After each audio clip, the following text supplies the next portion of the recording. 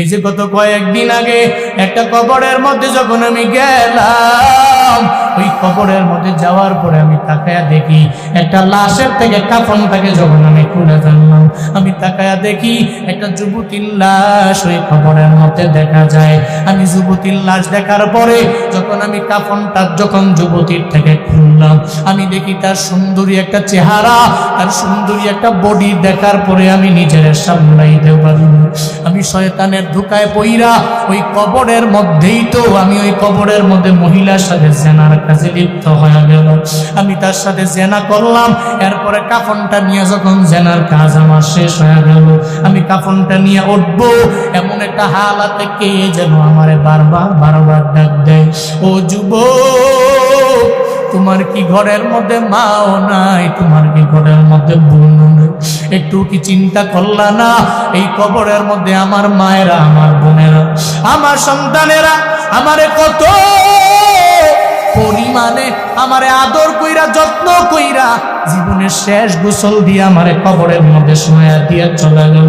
তুমি আমার কাছে আসলা, আমার কাফনটা নিয়ে তুমি চইলা গেল, আবার তুমি আমারে এই কবরের মধ্যে জেনা করার পরে আমার অপবিত্র বানায়া দৌড়ে যাও। কে যেন আমারে ডেকে বলে, ও যুবক, তোর কি কবরে আসা লাগবে না? এই কবরে কি তোর একদিন ঠিকানা হবে না রে যুবক? তুই আমারে জানাও। যখন এভাবে বলতে লাগলো, আমার কবরের চিন্তা আমার অন্তরের মধ্যে চলে আসলো। আমি দৌড়ে যখন ভাবলাম, আমি মাটি চাপা দিয়া কফিনটাকে নিয়ে আমি রওনা হয়ে গেলাম। একটু দূরে যাওয়ার পরে মনে মনে ভাবি, আয়রে আমি মহিলার সাথে জেনার কাজটা করি, আমি ভালো করি নাই। এই কবরের মধ্যে ও একা, আমি তার সাথে খারাপ কাজের মধ্যে লিপ্ত হয়ে গেলাম।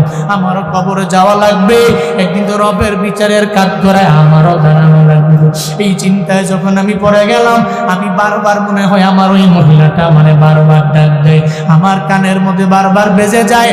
এই চিন্তা নিয়ে এখন আমি ঘুমাইতেও পারি না, আমি খাইতেও পারি না। নবী গো, আমার মনে চিন্তা, আমার আল্লাহ আমারে মাফ করবে কি করবে না, এই চিন্তার মধ্যে আমি পড়ে গেলাম। আমি এই চিন্তা নিয়ে ঘুমাইতেও পারি না, আমি এই চিন্তা নিয়ে ঠিক মতো খাবারের প্লেটের মধ্যেও বসতে পারি না। আমার মায়ার নবী কয়, যুবক, একটা মানুষ কি এত পরিমাণে বড় গুনাহ কি একটা যুবক করতে পারে? তুমি জীবিকা নির্বাহ করো, ওই লাশের থেকে কাফন চুরি কইরা আবার ওই লাশের